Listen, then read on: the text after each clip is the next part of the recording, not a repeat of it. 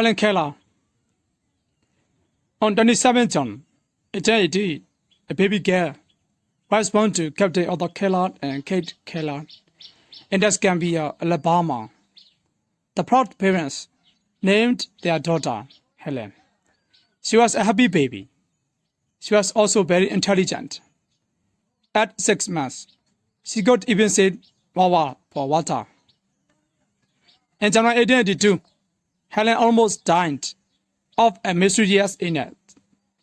Her parents were relieved when the doctor finally told them, "You are very lucky parents. She is going to live." But shortly after the doctor left, Mrs. Keller saw a strange look in her baby's eyes. She called to her, "Helen, Helen." She then screamed for her husband, "Captain, come quickly, look at Helen." Before he arrived, he heard her crying, "She can't see or hear. My baby is blind and deaf." Helen's world was a dark and silent place. She became a very difficult child to live with. She ran about the house, doing whatever she wanted. She became angry and violent very easily, and threw things onto the floor or at other people. She fought with other children and sometimes hurt them. Helen was almost a wild child. No one could control her. The Kellers didn't know what to do. They needed help. In February 1887, Captain Keller contacted the Parkins Institute for the Blind in Boston. He asked the director of the institute for help with Helen. The director of the institute spoke to a young woman called Annie Sullivan. He told Annie about Helen and asked her if she would like to become Helen's teacher. The director explained, "Helen is a very intelligent child, but she has no language. There is a treasure inside her that needs to be opened, and I think you can open it for her." Annie Sullivan was excited by the idea of helping a deaf-blind child. She agreed to travel to Escambia and became Helen's teacher. When she arrived at the Keller's house, she found a very messy, spoiled little girl. Helen grabbed Annie's suitcase and immediately began pulling everything out of it. Annie took a present for Helen from her suitcase. It was a doll. Then, using a special alphabet, she spat into Helen's hand. "Doll, doll. I'm going to teach you language, the door to the world for you," she told Helen. Helen grabbed the doll and threw it violently onto the floor. Annie tried to make her pick it up, but instead, Helen hit Annie in the face and knocked out a tooth. At the dining table that evening, Annie found that Helen was allowed to eat with her hands and take food from other people's plates. Captain Keller explained, "We can't have any peace and quiet unless we give her what she wants." Annie said, "That's exactly the point. This child is point." Annie believed that Helen should learn good manners. She tried to stop Helen from getting out of her tiny chair, but Helen poked back. Then Annie said to the family, "Please leave me alone with her. I can't teach her anything if you just let her do what she wants."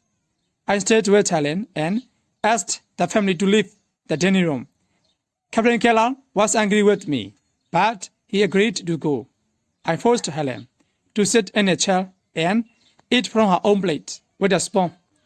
She was very strong. She kept knocking over her chair and threw things into the floor. But finally she sat and ate her food. On that first evening, Mrs. Keller wasn't very happy with me. "Miss Sullivan," she said, "I'm not sure about your method of teaching Helen." She ate with a spoon and put at her napkin. I told her, "My Helen put at her napkin," said Mrs. Keller. She couldn't believe her ears. The next day, I told Helen's father, "I can't do anything with Helen unless I have her all to myself. I want her to depend on me. for her food, her clothes, everything.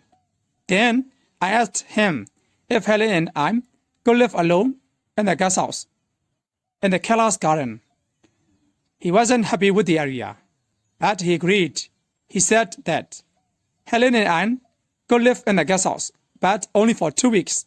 2 weeks, I thought. That's a very short time to perform American. In the guest house, I had complete control over Helen. One day, I remember she wanted a piece of cake. I said, okay, Helen, if this is what you want, there's a word for it. I spat into her hand, C-A-K-E, cake. Then I said, when you understand that there is a word for everything, the world will be yours.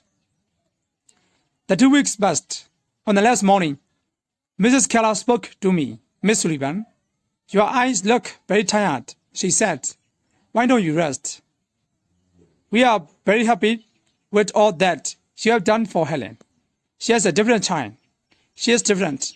I said, she has manners, but she doesn't have language. She can spell 30 nouns and 5 verbs, but she doesn't know what they mean. Later that day, Helen and I were in the garden. I was thinking, it was my last day. I needed more time. We walked over to the water pump. I began pumping. Then I bought Helen's son another gas water. As usual, I spat the word for Helen to retire water. Then something happened, and a very strange voice, as if she remembered something from when she was a baby. I heard Helen say, "Wow, wow." Then she grabbed my hand and spat to retire. I called for her parents. Captain and Mrs. Keller came running out of the house. Helen reached for her mother and spat Amudechia into her hand. Then Diasechia next. Helen put her arms around me. She was so happy. She now understood what was where. At last, she had a key to language. The word was hers. I held her hand and spat the words I, Alobi, Echi, and Lian. Helen went on to learn to speak, read and write. In 1904, she graduated from the Radcliffe College, one of the best colleges in the United States. She later wrote books, appeared in films, toured foreign countries, and became famous all over the world. Helen and Annie stayed together for 50 years, until Annie's death in 1936. Helen died in 1968. Thank you. Have a good day. Please subscribe my channel. Thank you.